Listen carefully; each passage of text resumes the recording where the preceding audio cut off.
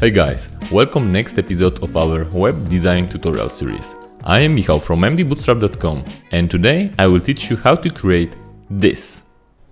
Animated blurry shapes that blend together and change colors. Everything made only with CSS. I like it very much. It is expressive but also non-invasive because it does not reduce the readability of graphics or text in any way. But before we start, a small request. If you like what we do, please subscribe to our channel, like this video and leave us a comment. It will help us grow and create more valuable tutorials for you in the future. Thanks in advance. And now, without further ado, let's jump into the code.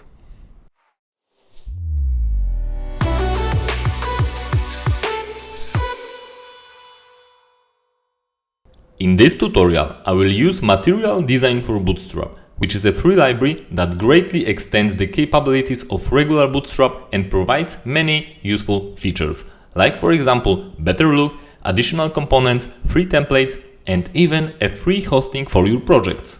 To download Material Design for Bootstrap, go to mdbootstrap.com and click big blue Get Started button. Then click big red Download button and unzip the package.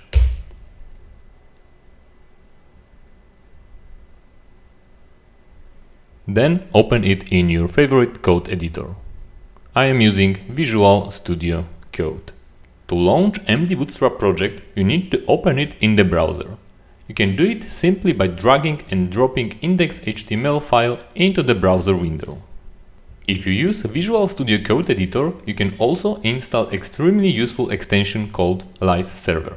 It enables a live reload feature, so it will refresh the browser anytime you change anything in your code, so you don't need to do it manually. At the beginning, let's remove an existing content of index.html, so that we have an empty canvas ready to start new project. Select everything in between the Start Your Project Here comments, remove it, and save the file. Now we are ready to start our work. Let's start with creating Bootstrap grid with two columns inside. We need a container and then we need a row.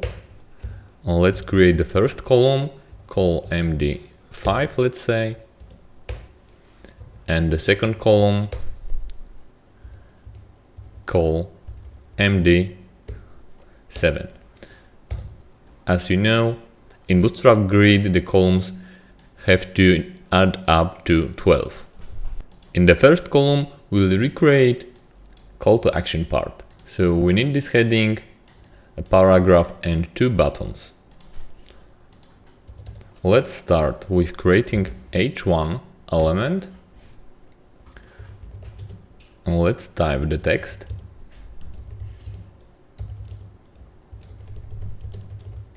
Of course, you can type whatever you want.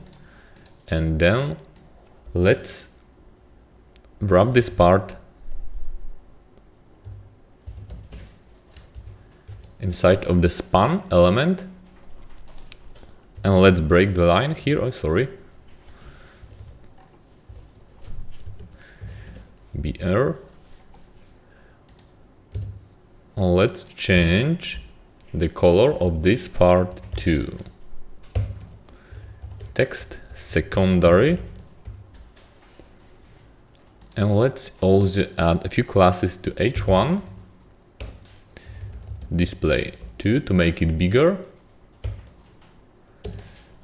fw bold to make it bolder,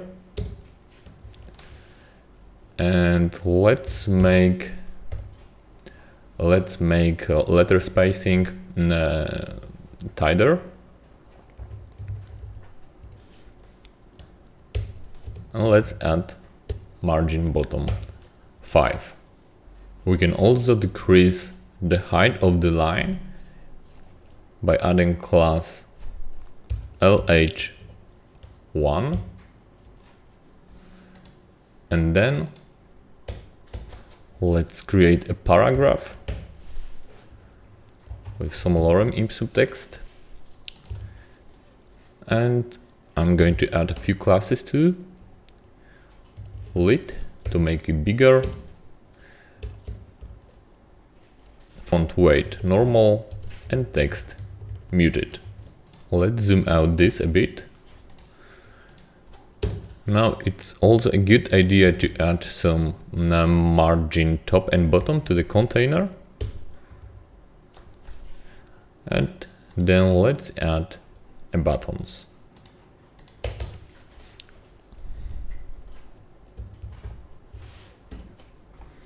So button secondary, because we want all of this to have this purple color. I mean the text and the buttons, so they can be consistent together. Let's change the button to large size and margin top 4 and margin and 2, so the second button can have some space between the first and the second. Let me copy this.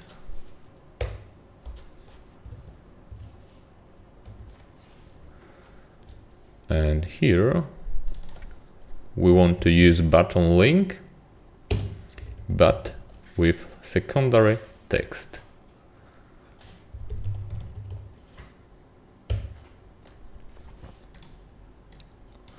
And let's also change the color of the wave effect in this secondary button to the ripple, to the purple. To change this, we will use attribute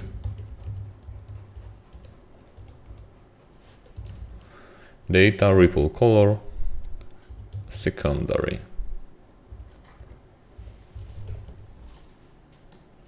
All right. And now we can start the main part, the right column with our blurry shapes. These shapes will have an absolute position, so to keep it from going beyond the column, we have to give it a relative position. And in Bootstrap, we can easily do this by adding position relative to the column. Now let's add an image. Of course, you can use whatever image you like. I will use the one that I prepared before.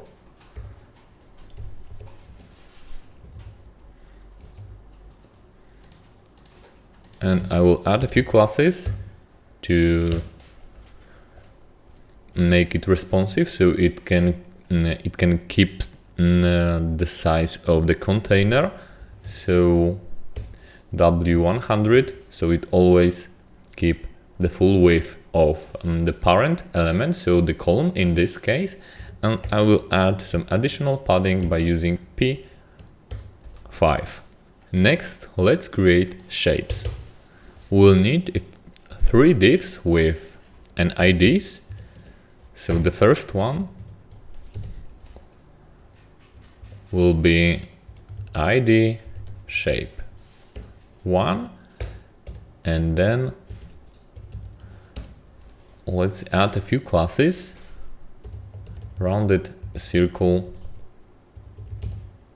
to make it a circle. Position absolute.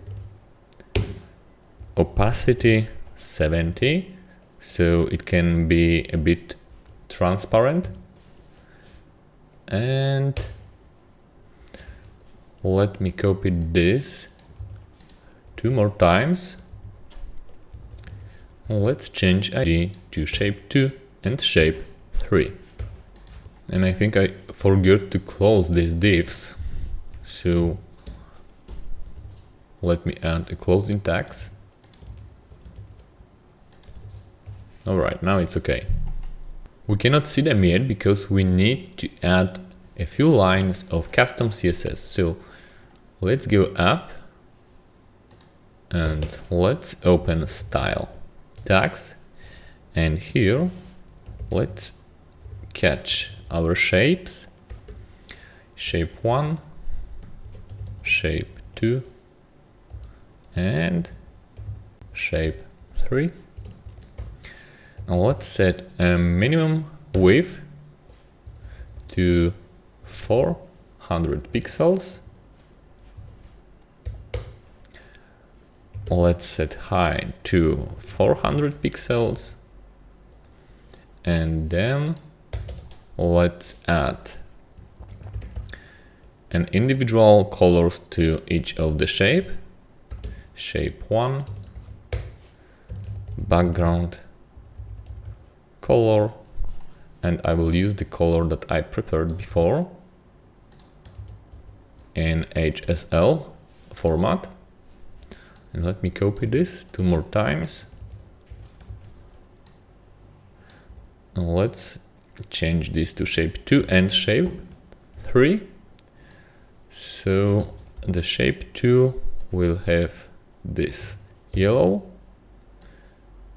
and the last one will be purple or pink. Yeah. And because all of them have absolute position, now we can use a properties like left and set it to, let's say, 20 pixels, and this right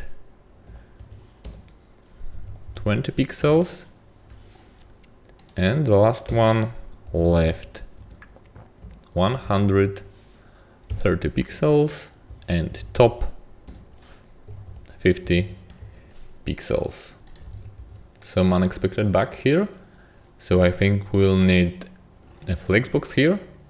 So here to the second column, let's add deflex to enable flexbox and align items center. Let's see if it helps. Oh yeah, that helps. Let's also fix the image. I will add an ID so we can catch it in our CSS. Feature image. And now let's set as Z index to, let's say, 10. And let's add some margin top. Negative margin top, I mean. Oh, margin top, not right. And now it's perfect. Alright, now let's make them blurry. So let me comment this for a second so we can better see our shapes. So now in our CSS, let's use mixed blend mode and set a value to multiply. And now, or actually, let's hide this for a second. I mean, the feature image, display none. So now you can see that when the shapes overlap, they create a new colors. And let's also add a filter, blur, and 24 pixels. And now they are blurry. Next, let's make them move. We can achieve this by creating our own animation. So I'm not going to explain in details how exactly this animation will work, because we need a separate tutorial for this. So you just need to trust me that it is as it should be. So let's create a new class, scale up center, and then let's set a property animation to scale up center 7 second cubic bezier. And let's set these values. Well, I've prepared this before.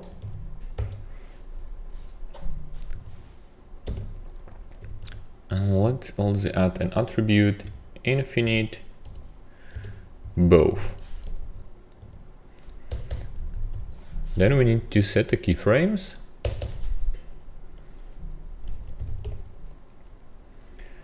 Keyframes scale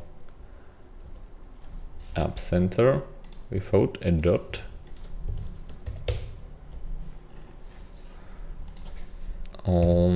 Let's set 0 to transform translate 0 px 0 px and scale 1. Next step 33%. Let's set a transform to 30 pixels and minus 50 pixels, scale 1.1. Then 66 and minus 20 and 20 and scale 0, 9. And the last step of our animation, so 100%,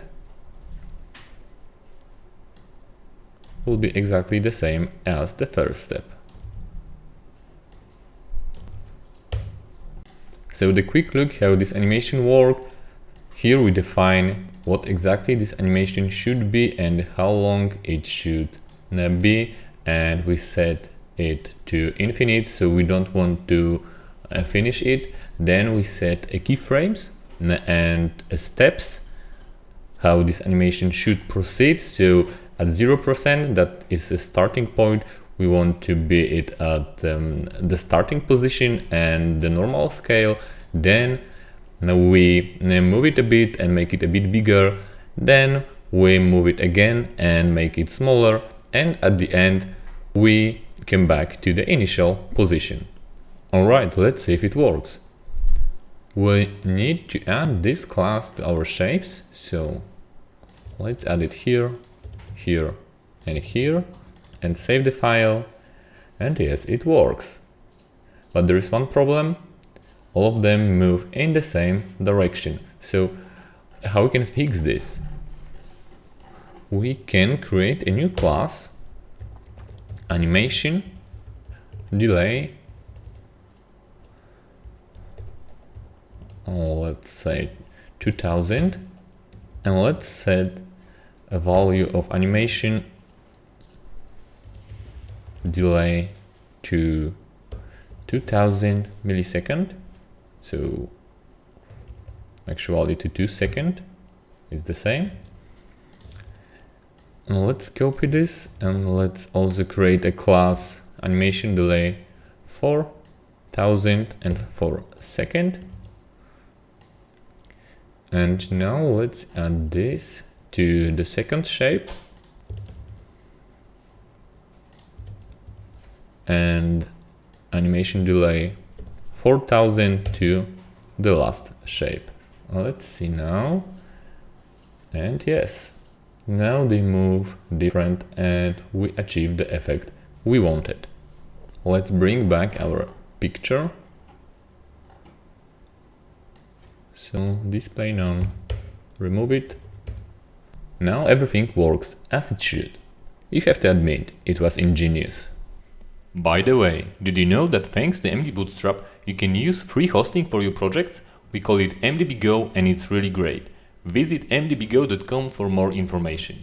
In the description of this video you'll also find a link to the detailed tutorial on how to use MDBGo hosting and how to install MDB CLI, which is a fantastic and free supporting tool that provides many useful functionalities.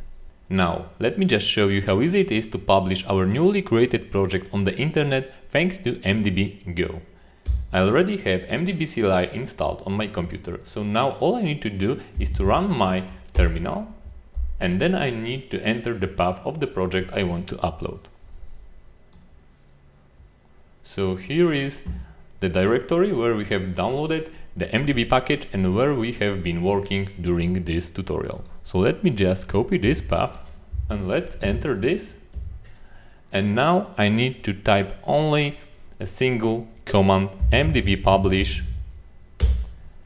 and I will choose npm package manager, and then all I need to do is to choose a name for my project. So let's name it blurry shapes. and then hit enter.